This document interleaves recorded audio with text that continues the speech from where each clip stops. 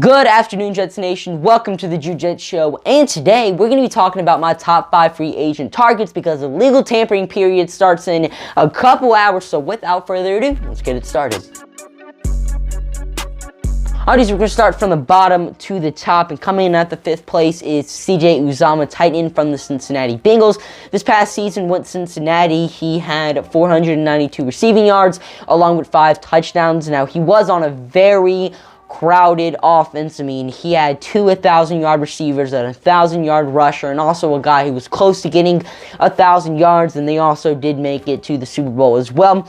But I mean, he still managed to find a good bit of targets. We managed to do quite a bit in that Cincinnati offense that was quite crowded, and he is also a pretty solid blocker. Now, one of the downsides to Uzomah is that he's very inconsistent. Some games he looks unstoppable, and some games he's just absent.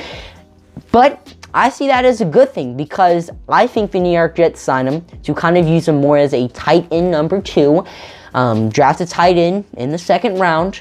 If you trade back in, get one then, whenever, but I feel like we're going to draft a tight end very high, and we're going to use him as the number 1, move Uzomah to number 2, and I feel like that is a very good tight end spot right there. But I mean, yeah, CJ Uzomah, he's a seasoned vet, he's pretty solid at what he does. Bring him on for like a 3-year deal, and we have a good tight end. And then coming in at the 4th spot, we have Okun, sorry if I mispronounced that, from the Atlanta Falcons. Now, he had an awesome season in 2021, had a league-high 192 tackles, 4 tackles for loss, 7 QB hits, 3 interceptions, 6 pass deflections, 1 forced fumble. Dude was unstoppable in 2021, but he also had a pretty solid 2020. Had 2 interceptions, 4 pass deflections, 4 forced fumbles, 117 tackles, 7 tackles for loss, and 9 QB hits. So, I mean, he's been a pretty solid linebacker the past 2 seasons, and he's also worked with Jets defensive coordinator Jeff Ulbrich for the first 3 years of his career. So he's a player who can come in and automatically know what systems we're running. He's not going to be unfamiliar to it, and he's also a really good coverage linebacker. He's had 5 interceptions the past 2 seasons, and that's definitely going to help out with our defense because our linebackers really couldn't defend the pass all too well last year. And the best part about Okun is that he can stop screen passes. Coming in at the 3 spot, we have Corbett, right guard from the Los Angeles Rams. He was the starting guard on the Super Bowl winning Rams, and I do think that is one of the main factors when it comes to bringing in Corbett. He is coming from a winning organization, a team that just won the Super Bowl, and he can bring that winning experience, know what it's like to win, to the New York Jets, and I do think that is a very important thing for a young team to have a seasoned veteran who has experience in winning games. And I mean, Corbett, he's a good guard. Had a slow start to his career, but the past few seasons, he's just been killing it. I believe he's the best guard in this year's free agency class. He's just been improving every single season of his career. So bring Corbett to the New York Jets and you solve your right guard spot.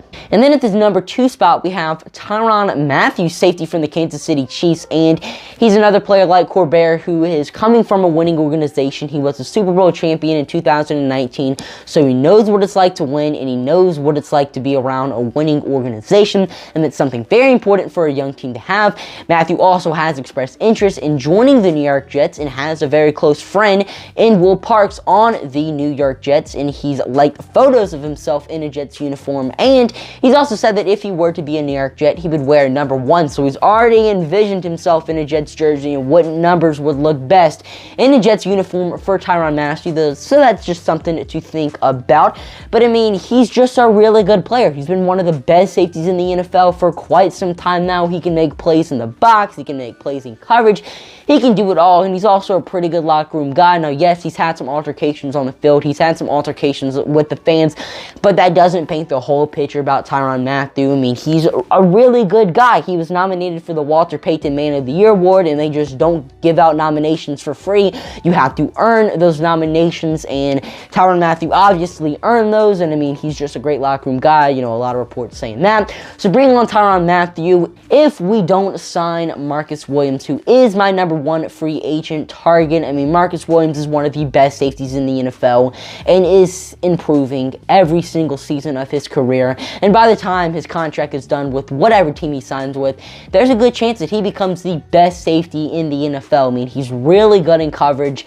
He's not a bad tackler either. I know he's one of the main reasons the Minneapolis miracle happened, but don't let that paint the full picture on him, because he is a pretty solid tackler and he's very consistent. He's barely missed any time in his NFL career, and he's also going to be 26 years old by the time the NFL season starts, so he is a young buck as well. So those are my top 5 free agent targets for the New York Jets this off season. Let me guys know who you think we signed. Do you love my list? Do you hate my list? Let me know down below in the comments section, and if you enjoyed, let me know by hitting the subscribe and like buttons. Check me out on Instagram, Twitter, and TikTok at @Jets for more content. So I'm your host, Jets, signing off for now. See you guys later. Peace.